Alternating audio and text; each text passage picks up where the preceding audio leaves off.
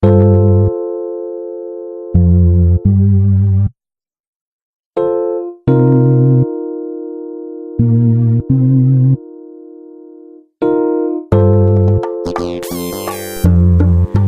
is a teaching message by Pastor Forrest Hill, founder and pastor of Church of the Living Water, Austin. Now, here's Pastor Hill with a life-changing message.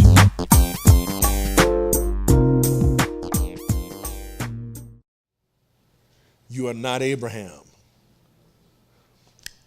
You're not Abraham's grandchildren who did some crazy stuff. But you're not even his grandchildren. You are members of the new covenant. And you suppose, the churches that I went to, they didn't teach it. But those things have been in the Bible long before you were born. Ain't no excuse. There is no excuse. I didn't know. Well, you ought to try to know. Ignorance is not an excuse. I'm sorry. It won't wash. I didn't know. You better find out. Listen, you got to find out how life works. And if you refuse to, and whatever life deals you, is your fault.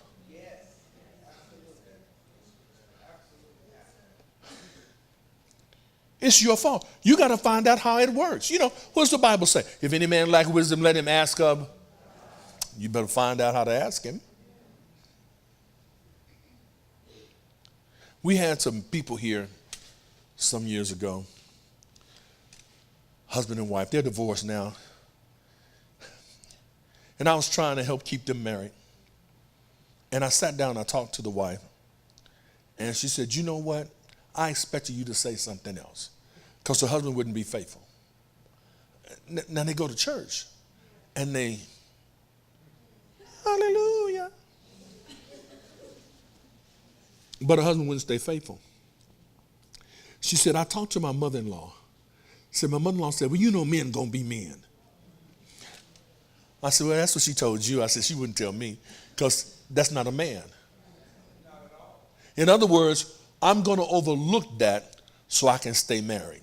Oh, no.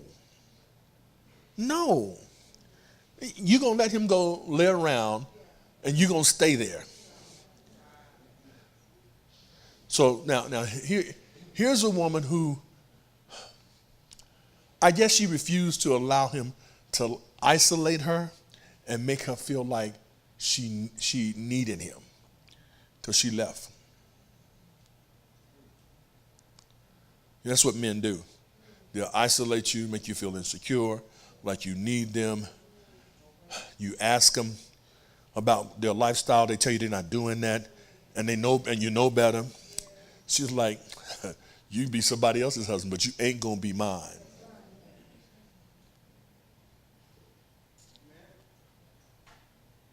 Then some years later, he came back, and surely he couldn't stay because the word was still the same. But he came back. She didn't come back. She left. But I didn't want her to leave thinking, well, men gonna be men. What that means is that boy's mother told her that's what his daddy did, and I didn't do nothing about it. And that's why he's messed up. His daddy didn't care how his children grew up. He was going to do what he wanted to do.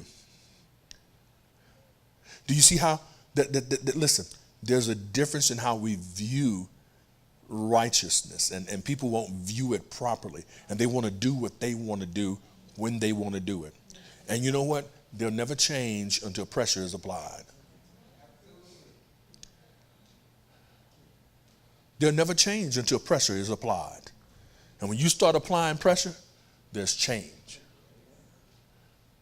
I do not believe in my heart that I'm ever in a situation where I have to stay up under the thumbs of the devil. If I go do this, it's going to be this way for me and that way for me. I believe this. However hard it is for me, when I get away, I can deal with that better than I can this. What? You don't see that? Let me show you something. Here's how my father used to say it. I can be miserable by myself. I don't need company to be miserable.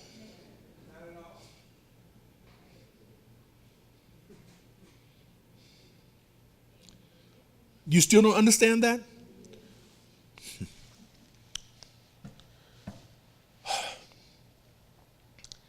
It's hard to stay.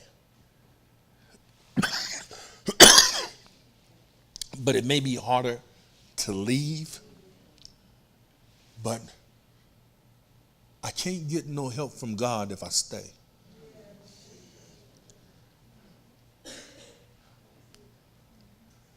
You don't agree with that. Pastor, you just said you believe in keeping marriages together. Israel was married to Egypt and the Lord said, go. And the people said, we want to go back. And the Lord said, don't. But there's no food out in the wilderness. We can't make it out here. And the Lord made it rain bread, and he brought water from a rock. But he didn't feed them in Egypt. Because he wanted them to know that slavery was bitter. And that righteousness has reward. Do you understand that? Now, I'm not advocating divorce, but you do know what I'm talking about, right? Slavery is bitter, but there's a reward for righteousness. He fed them all the way to the land of promise, kept their clothes in the desert. It was hard. From day to day, they didn't know how they would make it. Yet God provided. And when it was time to enter into that place of relief, he caused the water of the Jordan to heap up on itself so they can get through. And when they got there, the land was everything that God said it would be. But if you're too afraid to endure the struggle, you'll never walk in freedom. Are you with me? All right. Let's move on. Verse 13. And it came to pass, when God caused me to wander from my father's house, that I said unto her, this is thy kindness, which thou shalt show unto me. At every place whither we shall come, say to me, he is my brother. And Abimelech took sheep and oxen and men servants and women servants and gave them to Abraham and restored him Sarah, his wife. Now here's the thing. I want you to see this. In the places where Abraham lived, he still had to do business with other people. His job required him to go around these people in that place.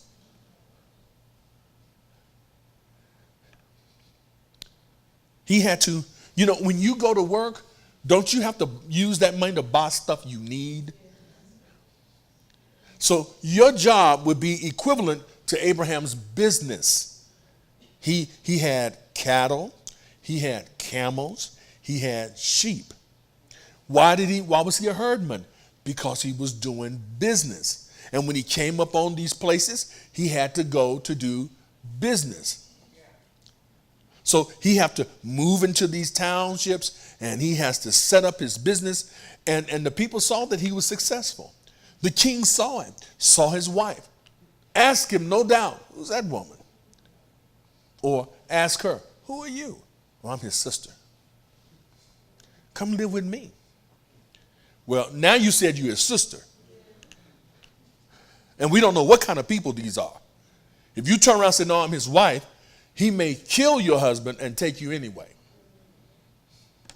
Now here are the people of faith today. Why wouldn't they just trust the Lord? Isn't that what they would say? Abraham should have trusted the Lord. Listen, I hear what God said about Abraham. Is he saying that about you?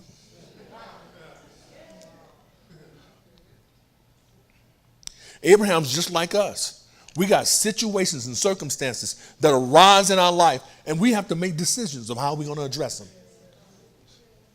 He said, this is how we're going to deal with this. It was God that got him out.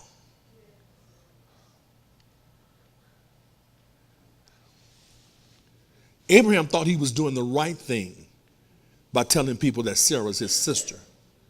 And then he told them, say, well, really, we got the same daddy but a different mama. But I ended up marrying her anyway. Now, that don't mean you can go fool around with your daddy's daughter, okay? This was their culture. This is not your culture. Are you with me? This is not your culture. But nevertheless, the king saw it. Listen to how gracious this king is. He not only lets this woman go back to him, he gives this man stuff. Why? Because if I don't please the Lord, he won't open my wombs. This is God's man. This is God's prophet. There's a purpose on his life. If I do anything to hinder his purpose, God won't be what he said he's going to be to me. Now, I just want you to catch this now. In other words, be careful how you talk about preachers to other people, especially if you're just mad. You don't have no proof, you just mad. And you telling somebody else who may could be helped by it, and you hindering them from being helped. Now you're in God's way. You with me here? I didn't say that I was special, did I? Did I? I said, be careful how you mislead people. And Abimelech said, behold, my land is before thee. Dwell where it pleaseth thee. And unto Sarah he said, behold, I have given thy brother 1,000 pieces of silver. I'm sorry, I lost my place. Behold, I have given thy brother 1,000 pieces of silver. Behold, he is to thee a covering of the eyes unto all that are with thee, and with all other. Thus she was reproved. Well, what did he just do? Your brother's your covering. You shouldn't have said what you said. You should have dealt truly with me. In spite of what y'all planned, you didn't know nothing about me. All of us are not murderers and drug dealers. Huh? We can't say that about everybody because they come from a place different from ours, because they look different from me. We're not thieves. All of us are not lazy. So he reproved her. So Abraham prayed unto God, and God healed Abimelech and his wives, or his wife, and his maidservants, and they bare children. For the Lord had fast closed up all the wombs of the house of Abimelech because of Sarah, Abraham's wife. Listen, he closed his wife's womb. He closed his concubine's wombs. He closed his servants' wombs. Wow. And made him sterile. Now you say, well, what happened here? Abraham had to pray for Abimelech. Well, Abimelech didn't do nothing. But Abraham's God's man. And it seems as though that there is no prosperity in the land without the prophet.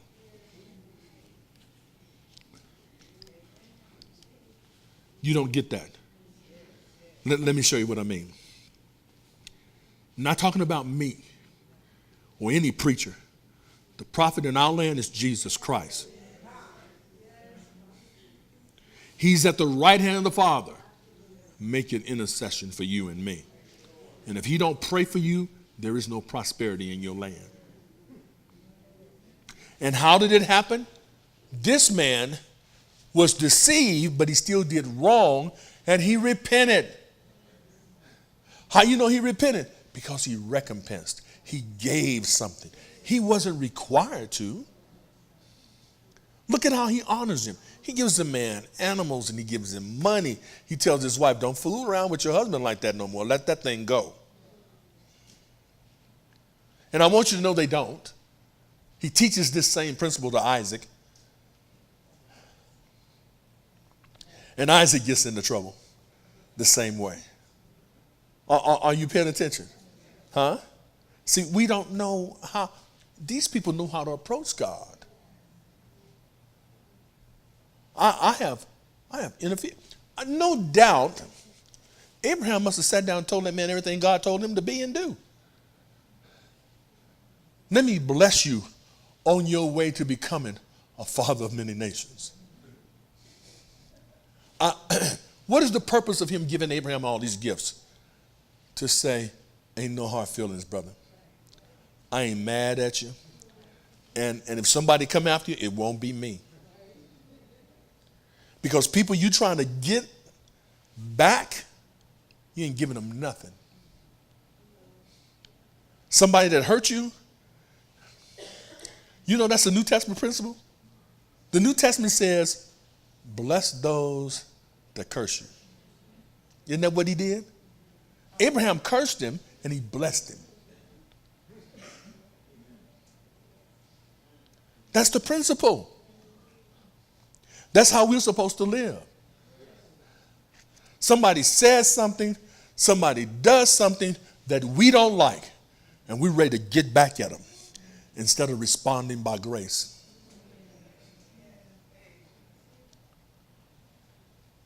I'm not trying to get you back. If somebody gets you back, it won't be me. It couldn't have been them. They blessed me. I'm sorry. Didn't I tell you that this country had changed as it relates to Christianity? Do you know that's a principle of Christianity? You got to bless those that curse you. Pray for those that despitefully use you. That's the principle for a Christian.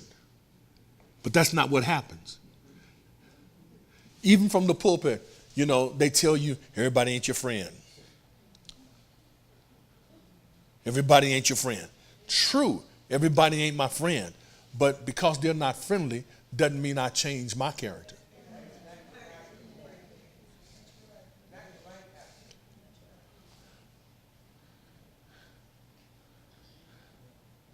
Let me tell you something, boy. I hate your skin color. I pray God be kind to you and not hold that against you. Use that N word to me. I'm like, you know, I know what I want to do, but that's not what I'm called to do.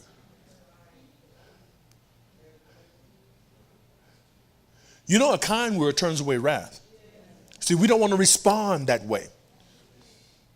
You know, I just don't believe God wants people to walk all over us. Who told you I was walking all over you? What is God looking for from us? Is he not looking for fruit? So when I look at Abimelech, I can say Abimelech is a true believer. He's not a Hebrew. He's not the children of Israel. But he responds with grace. The wombs of my wives and servants and me, we were all messed up by this man's deception. But you know what? I'm going to be a blessing to him.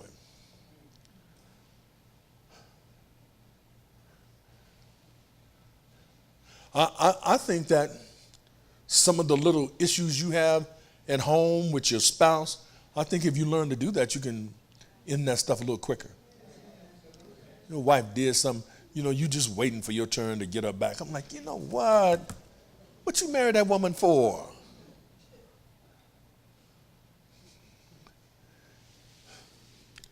Here it is. God didn't ask us to be nice. He asked us to be kind. Because nice is phony. Hi, how you doing? Come on in. That's nice. But kind goes further. Kind helps you.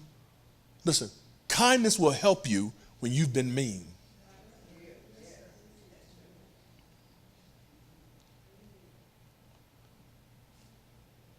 That's what kindness will do. Jesus was kind to us to forgive us of our sins and cleanse us from all unrighteousness. That's kindness. When we deserve something else, he extended his kindness.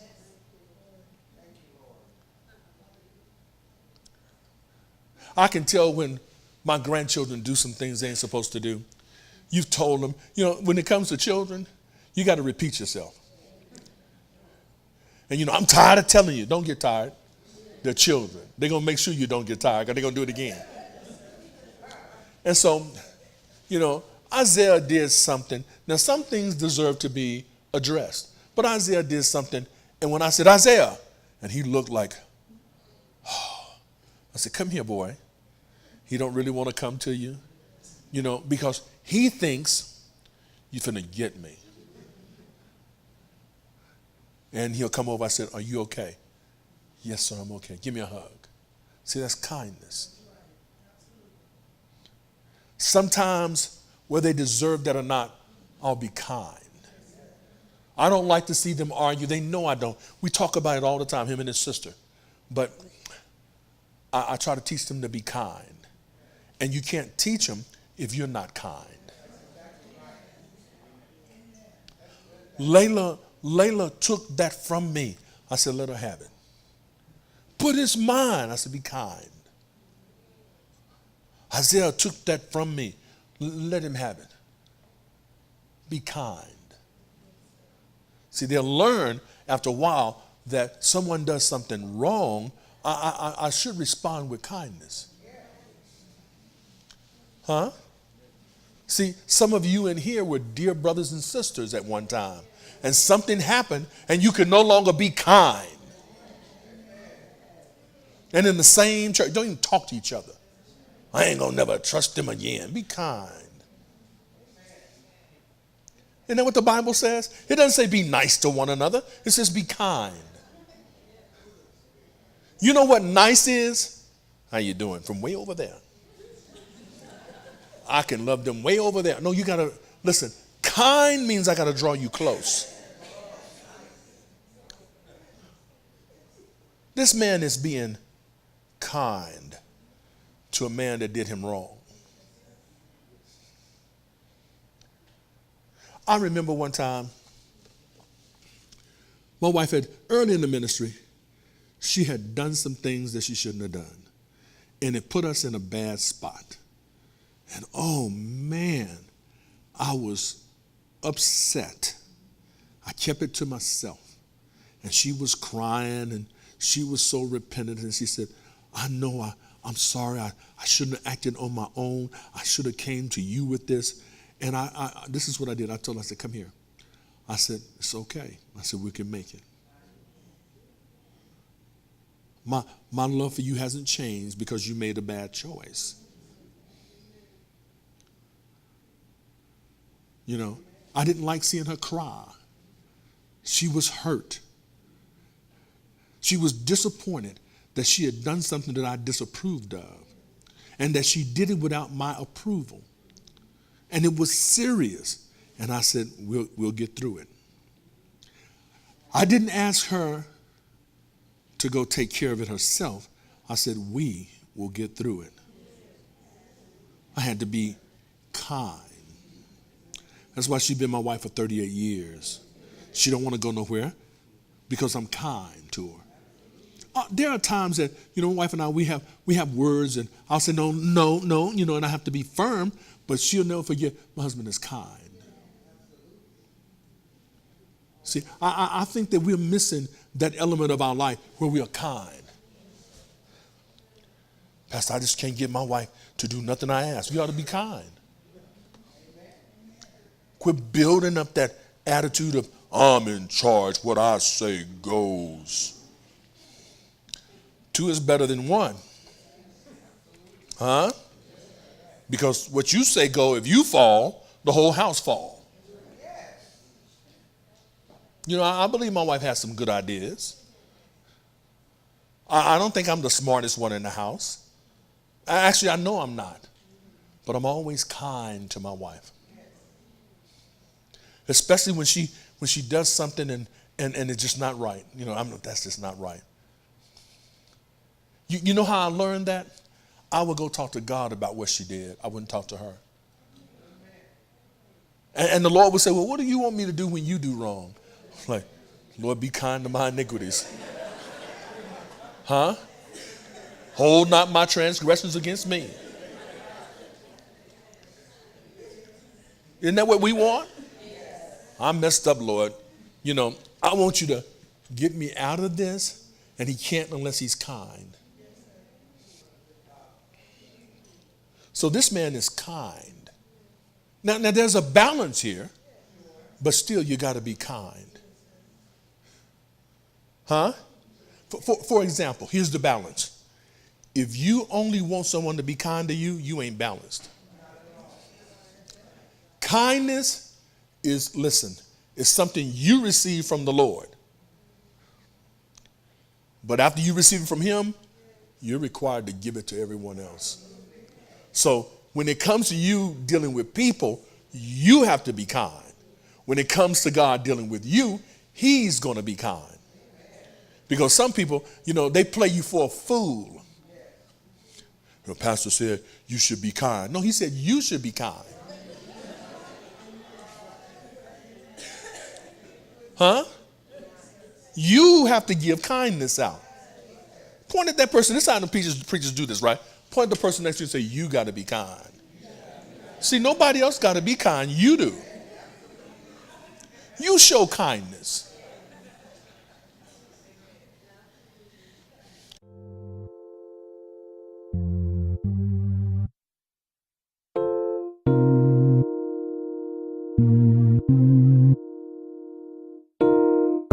This has been a teaching message from Church of the Living Water at Austin. For more information about our ministry, please go to our website at livingwateraustin.net.